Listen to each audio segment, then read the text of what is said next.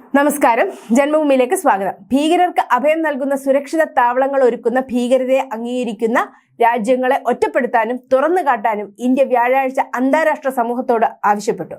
അസ്താനയിൽ വാർഷിക ഉച്ചകോടി നടത്തിയ സുരക്ഷാ അധിഷ്ഠിത യൂറേഷ്യൻ കൂട്ടായ്മയായ ഷാങ്ഹായ് കോർപ്പറേഷൻ ഓർഗനൈസേഷനിലാണ് പ്രധാനമന്ത്രി നരേന്ദ്രമോദി ഇത് പറഞ്ഞത്. Chinese president Xi Jinping, Pakistan പ്രധാനമന്ത്രി Shahbaz Sharif, Russian president Vladimir Putin തുടങ്ങിയവർ ഉച്ചകോടിയിൽ പങ്കെടുത്തിരുന്നു. പ്രധാനമന്ത്രി നരേന്ദ്രമോദി ഉച്ചകോടിയിൽ പങ്കെടുത്തില്ല. പക്ഷേ വിദേശകാര്യമന്ത്രി എസ് ജയശങ്കർ മുഖേന നടത്തിയ പരാമർശങ്ങളിൽ സംഘത്തോടുള്ള ഇന്ത്യയുടെ പ്രതിബദ്ധതയെക്കുറിച്ച് ആശങ്കകൾ ഇല്ലാതാക്കാനാണ് അദ്ദേഹം ശ്രമിച്ചത്. നമ്മിൽ പലർക്കും നമ്മുടെ അതിരുകൾക്കപ്പുറമുള്ള അനുഭവങ്ങൾ ഉണ്ടായിട്ടുണ്ട്. അനിയന്ത്രിതമായി വിട്ടാൽ ഇത് പ്രാദേശികവും ആഗോളവുമായ സമാധാനത്തിന് വലിയ ഭീഷണിയായി മാറുമെന്ന് നമുക്ക് വ്യക്തമാക്കാം. തീവ്രവാദത്തെ ഏതെങ്കിലും രൂപത്തിലോ പ്രകടനത്തിലോ ന്യായീകരിക്കാനോ അംഗീകരിക്കാനോ കഴിയില്ല, പ്രധാനമന്ത്രി നരേന്ദ്രമോദി പറഞ്ഞു. ഭീകരർക്ക് അഭയം നൽകുന്ന രാജ്യങ്ങളെ ഒറ്റപ്പെടുത്താനും തുറന്നുകാട്ടാനും സുരക്ഷിത താവളമൊരുക്കാനും ഭീകരതയെ അംഗീകരിക്കാനും നടപടിയെടുക്കുമെന്ന് പാകിസ്ഥാന്റെ പേര് പരാമർശിക്കാതെ പ്രധാനമന്ത്രി ആവശ്യപ്പെട്ടു. അതിർത്തി കടന്നുള്ള ഭീകരതയ്ക്ക് നിർണായകമായ പ്രതികരണം ആവശ്യമാണ്. തീവ്രവാദത്തിന് ധനസഹായവും റിക്രൂട്ട്മെന്റും ദൃഢമായി നേരിടണം. നമ്മുടെ യുവാക്കൾക്കിടയിൽ സമൂലവൽക്കരണം വ്യാപിക്കുന്നത് തടയാൻ നാം സജീവമായ നടപടികളും സ്വീകരിക്കണം, അദ്ദേഹം പറഞ്ഞു.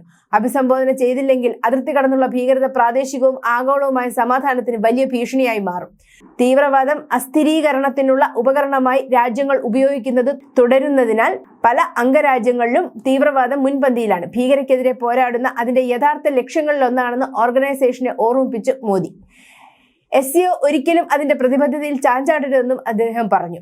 നിരോധിത തീവ്രവാദ ഗ്രൂപ്പുകളുടെ പാകിസ്ഥാൻ ആസ്ഥാനമായുള്ള UN നിരോധനം തടഞ്ഞ ചൈനയെ ലക്ഷ്യം വെച്ചുള്ള പരാമർശത്തിൽ ഇക്കാര്യത്തിൽ ഞങ്ങൾക്ക് ഇരട്ടത്താപ്പ് പാടില്ല, അദ്ദേഹം പറഞ്ഞു. ചൈനയ്ക്കും പാകിസ്ഥാനുമുള്ള മറ്റൊരു സന്ദേശത്തിൽ കണക്ടിവിറ്റിയും ഇൻഫ്രാസ്ട്രക്ചർ പ്രോജക്റ്റുകളും പരമാധികാരത്തെയും പ്രാദേശിക അഖണ്ഡതയെയും ദുർബലപ്പെടുത്തരുതെന്ന ഇന്ത്യയുടെ നിലപാട് അദ്ദേഹം ആവർത്തിച്ചു. ചൈനയുടെ RBIയെ അംഗീകരിക്കാത്ത ഏക SCO അംഗരാജ്യമായി ഇന്ത്യ തുടരുന്നു. കാരണം അതിന്റെ ഫ്ളാഗ്ഷിപ്പ് പ്രോജക്ട് ECPOKയിലെ ഗിൽജിത് ബോൾട്ടിസ്ഥാനിലൂടെ കടന്നുപോകുന്നു. കഴിഞ്ഞ വർഷം പ്രഖ്യാപിച്ച SCO സാമ്പത്തിക വികസന തന്ത്രം 2030 അംഗീകരിക്കാത്ത ഏക അംഗരാജ്യവും ഇന്ത്യയാണ്.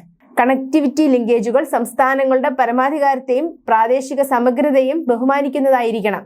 വിവേചനരഹിതമായ വ്യാപാരത്തിന്റെയും അയൽക്കാർക്കുള്ള ഗതാഗത അവകാശങ്ങളുടെയും അടിത്തറ കെട്ടിപ്പടുക്കേണ്ടതുണ്ടെന്നും പ്രധാനമന്ത്രി പറഞ്ഞു. അഫ്ഗാനിസ്ഥാനിലേക്കും മധ്യേഷ്യയിലേക്കും ഇന്ത്യക്ക് ഭൂമിപ്രവേശനം നിഷേധിക്കുന്നത് പാകിസ്ഥാൻ തുടരുകയാണ്. ഇന്ത്യയും ഇറാനും തമ്മിലുള്ള ദീർഘകാല ഉടമ്പടിയുടെ രൂപത്തിൽ ചബഹാർ തുറമുഖം അടുത്തിടെ കൈവരിച്ച പുരോഗതി പരാമർശിച്ചു.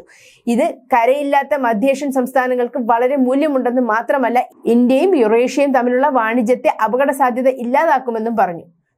News desk, Janmabhumi.